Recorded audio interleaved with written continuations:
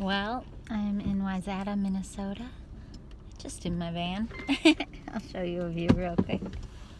Zooming back a little bit so I can play the keyboard, not with my sweatshirt.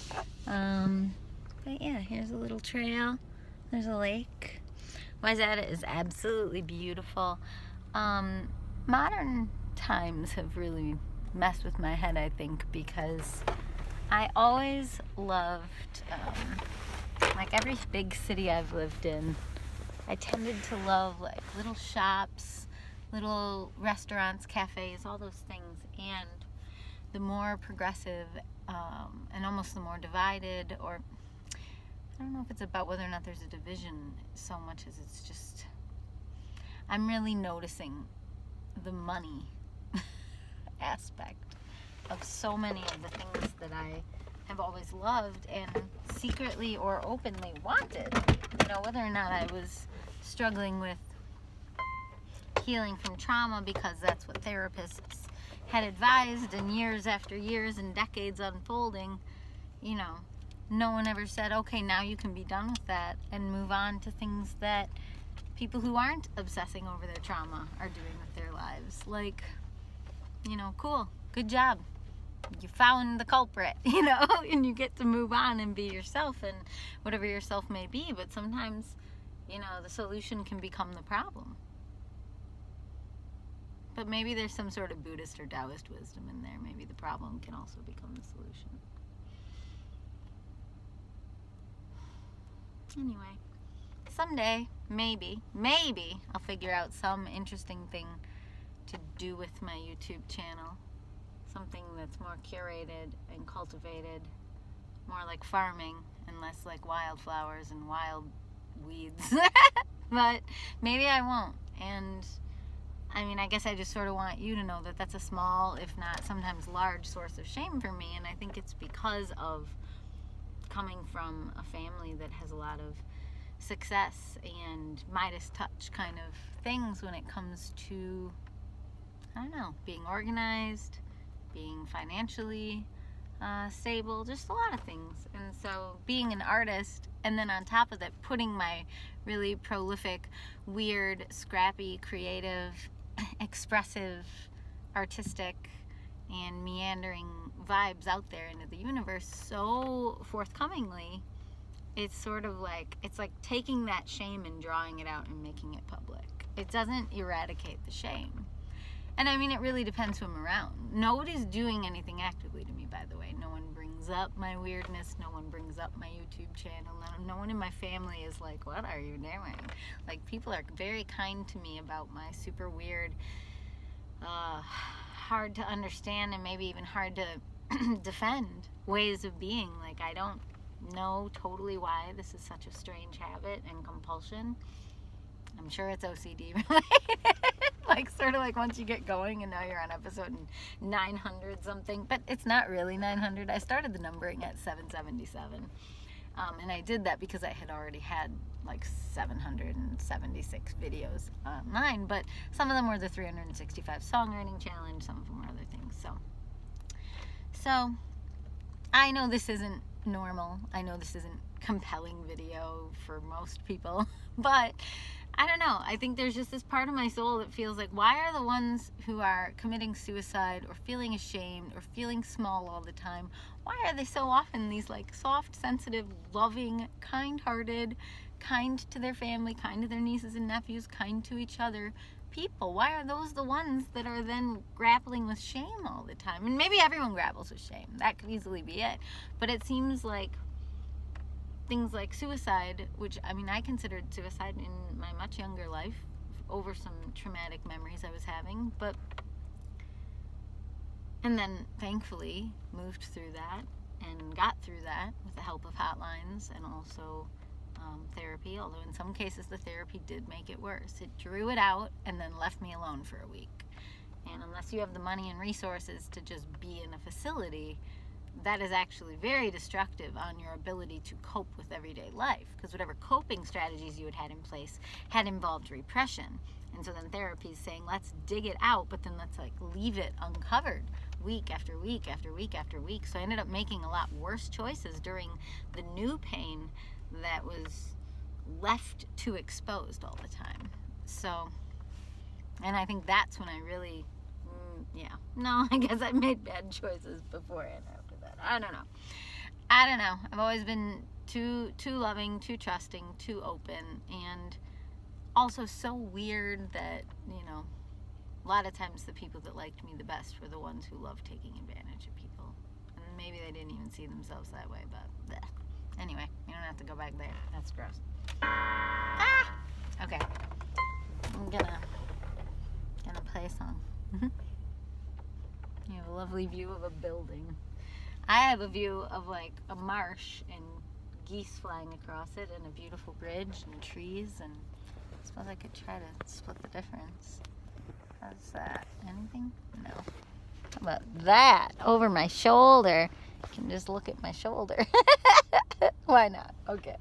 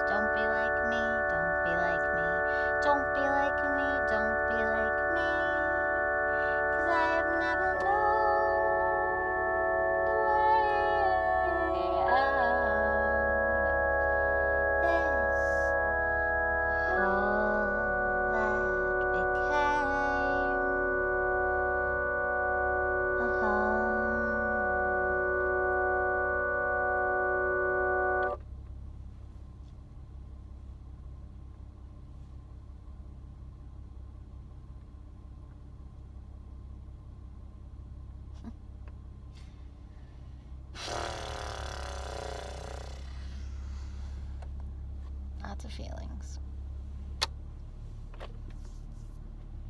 It's hard. There's a saying coming to mind. It says, the saying is, don't compare your insides to other people's outsides. And that's what I do whenever I'm around other people. It's probably, I always think I like being alone because of how much I pick up other people's energy, but I don't think that's totally it. I think I like being alone and also in my comfortable spaces, not in other people's spaces, not in, if I'm going to be in other places, I prefer just like a sterile hotel room. I honestly prefer a sterile hotel room even to like a Airbnb if the Airbnb has too much personal character of the owners. I don't like meeting up with the owners and getting the keys and interacting with you, because then it's comparative.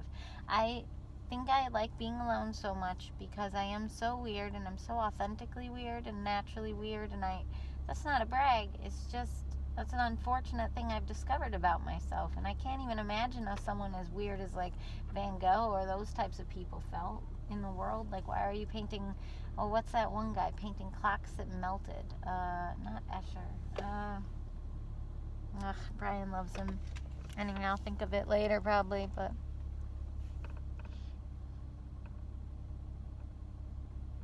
it's like tragic.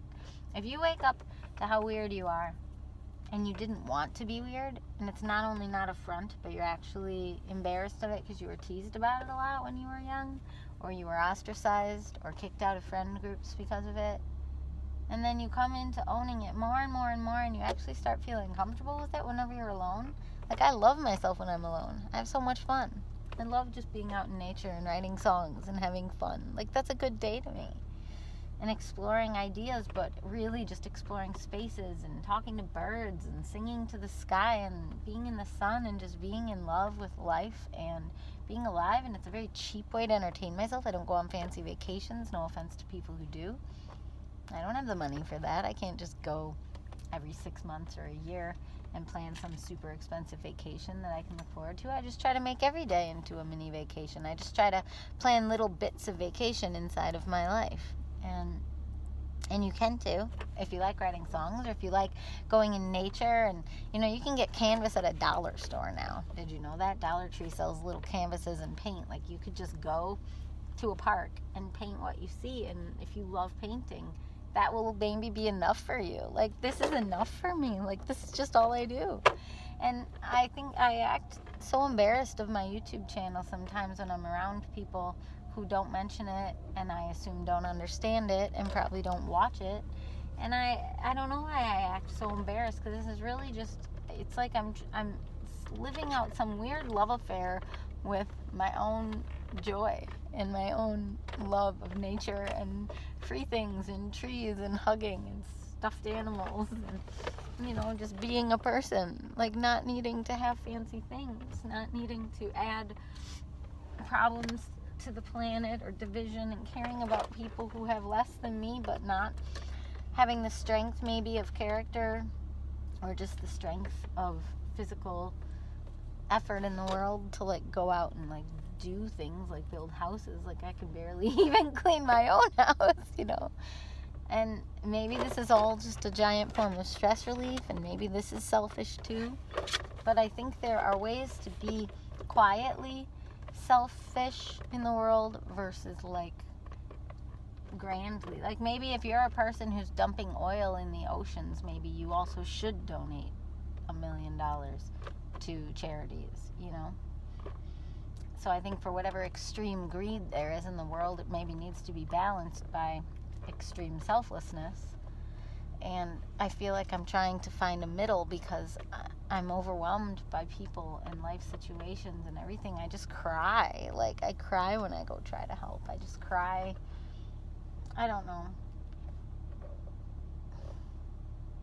And also, I think sometimes my fear of I'm not helping enough keeps me from even trying to do anything with my life. Like, I'm afraid or ashamed to want anything. Like, to want a house, to want a dog, to want any comforts, so that's why I just use my free time and keep to myself, but I'm exposing it because I think that otherwise it's so lonely. Like, it would feel so lonely to just record these songs and keep them all in my hard drive and not connect, especially now that there are no shows. Like, this began as a way to do the 365 challenge, but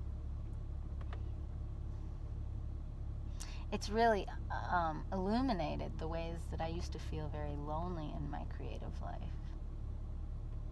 And sometimes it felt fine being alone, like writing a musical by myself and hiding in coffee shops and just writing and being alone.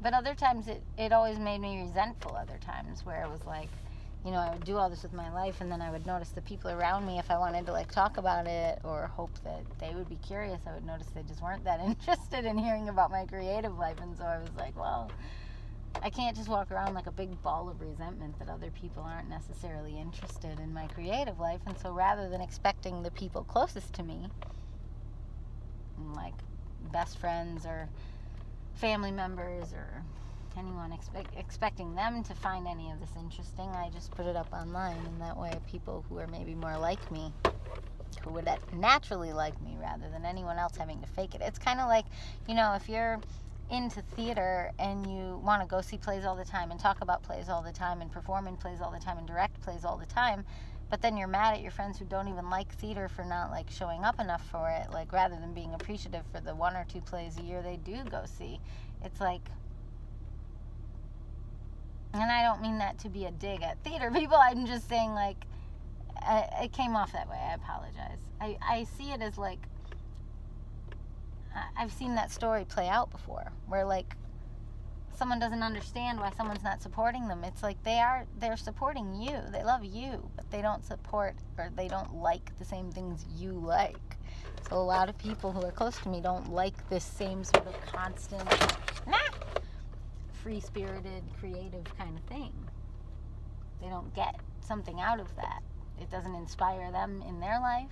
It doesn't give them anything necessarily. So that being said, like, I both need to not be ashamed of how much I love to do it, but I also have learned over the years, especially because of YouTubing, that I don't hold the people closest to me whom I love the most in any sort of holding pattern on that. I don't hold them to, well, have you looked at it? Do you care about my YouTube? Do you care about my Bandcamp? Like, I've wrestled with that. I'll be honest. Like, I've wrestled with that over the years, but I always come back to the same answer of people in your life who love you. They can love you but not like the same things you like, and vice versa. I love some people who are super into sports. I would lose my mind if they wanted me to, like, talk about all the sports or go see all their sports and do all the sports and sports. Like, I'd be like, what? I love you, I just don't love your sports. And then you would support as much as you can, but it wouldn't be as much as maybe they would hope for. So, that's my story. All right. Bye.